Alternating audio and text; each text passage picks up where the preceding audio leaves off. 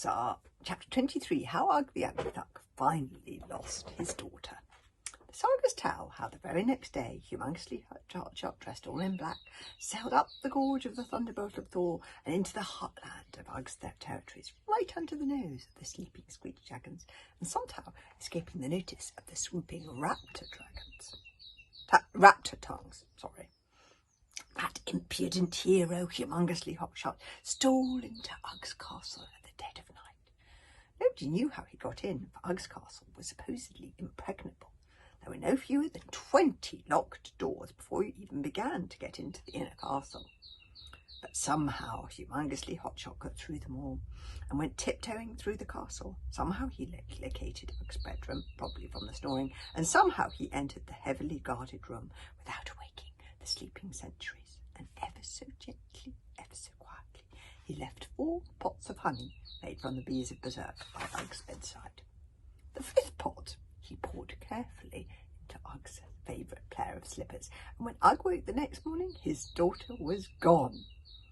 The window was wide open, the curtains flapped in the wind, the bed was empty, the bird had flown. There were some other items of value missing. A very rare golden mood dragon that Ugg had been keeping in a cage in his dragon stables until it learnt better manners and didn't run away from its true master. For some reason, he seemed to think that it belonged to that wretched little bog battler child who had stolen it in the first place, and a huge, heavy throne that Ugg had only recently transported all the way from his western beaches with some difficulty, and was about to start the process of redecorating with the crest of the Ugly Ducks. That was where the other 10 fiancés had come in handy in lifting the throne. Ugg the Ugly Duck's ships sailed towards the archipelago, searching for the runaways and the missing valuables. But the boat belonging to humongously Hotshot, the hero, the Peregrine Falcon, is the fastest boat in the archipelago. And swifter than eagles and faster than fireflies, that boat had sailed down the misty gorge and away. A day or so after that, Stoic the Vast was left a present on the beach. The present was an unusually handsome one. Big Leg the Slowtop found it when he went back. I went out early to go fishing, and he rushed back up to sound the bells to wake up the village.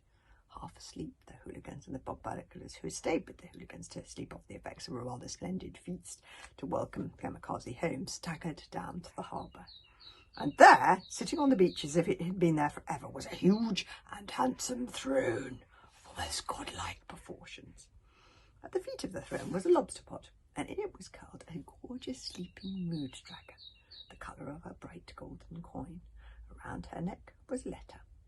"Stormfly!" cried Kamikaze joyously, rushing forward to greet the beautiful dragon, who yawned luxuriously and awoke. "Are you all right? Are you hurt?"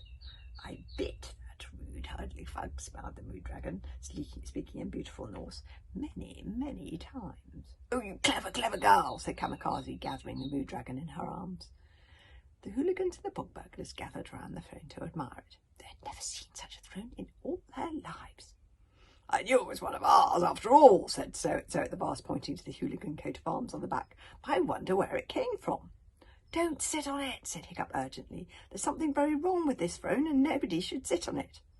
"A throne isn't very useful if you can't sit on it. What do you think we should do with it, old wrinkly Stoic?" asked the elder of the tribe, Hiccup's grandfather, an ancient old man with skin as dry and wrinkly as an old piece of driftwood. "A throne found on a haunted beach," said old Wrinkly, "may not be a good omen." "I agree with Hiccup. I have a bad feeling about this throne. But something also tells me that we should not destroy it." Old Wrinkly thought a while. "You should put the throne in the harbour.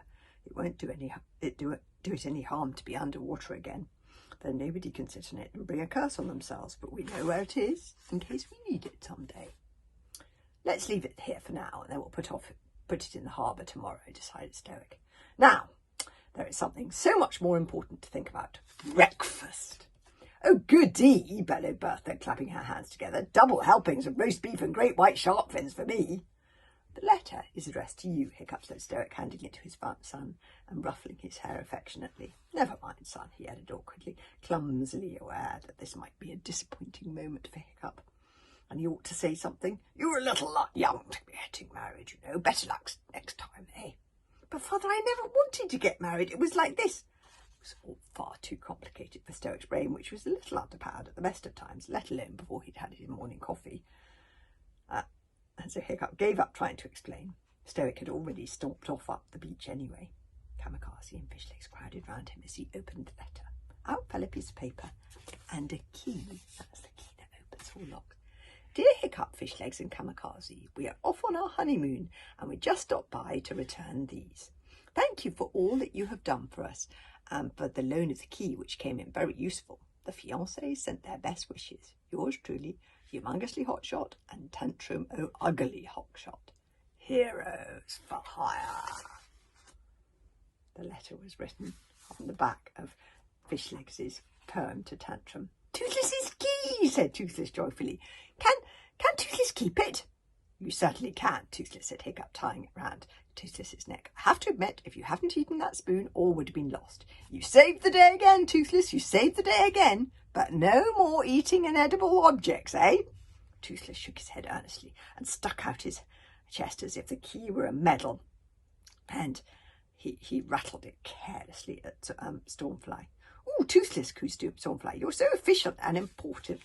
Oh, look, Tantrum has written on the back of the letter. She's written a special message to Fishlegs. Dear Fishlegs, thank you for the bog rose. I wore it for my wedding. That's nice. Love, Tantrum. P.S. Nice poetry. Have you ever thought of becoming a bard? Oh, that's an interesting thing for Fishlegs, because I'm not sure he's going to make a warrior. I just have this feeling. Viking warrior is not really Toothless, Fishlegs' thing. Oh, Toothless, cooed Stormfly, you're so official important. Listen, said Kamikaze, pointing out to sea. I think that's Humongus and Tantrum singing. If the three of them screwed up their eyes, they could just see the black fin-light sail of the Peregrine Falcon. There were angry storm clouds brewing above, and the waves were beginning to rise up with the ominous white tops that signalled an approaching gale, and rain was starting to fall. But both the voices that they could hear, faintly singing above the whistling wind, were wildly cheerful. First Humongus, a completely tone-deaf, out-of-control voice that slid up and down the scales with no regard for any actual tune. Once I loved truly, and my heart paid the price. Now let me love truly, Thor, let me love twice. Because Humongus can't really sing. It's the one thing he can't do. And then another female voice, the voice of Tantrum Ugly, singing an old Viking arpeggio song, and I love this song, called Not the Settling Kind. It went like this. I have never cared for castles or a crown that grips too tight. Let the night sky be my starry roof and the moon my only light. My heart was born a hero, my storm-bound sword won't rest. I left the harbour long ago on a never-ending quest. I am off to the horizon where the wild wind blows the foam. Come get lost with me, love, and the sea shall be our home. And then Humongus again. My one true love vanished and my heart broke that day. But once you've loved truly, Thor, then you know the way. Was it Hiccup's imagination, or was the female singer's voice really just as bad at singing as the male voice? Surely that wasn't possible. I shall never love again, sighed Fishlegs, putting the poem in his pocket. We'll have to have the rest of the chapter tomorrow. I love that. Not the settling sign kind song. We'll have the rest of it tomorrow.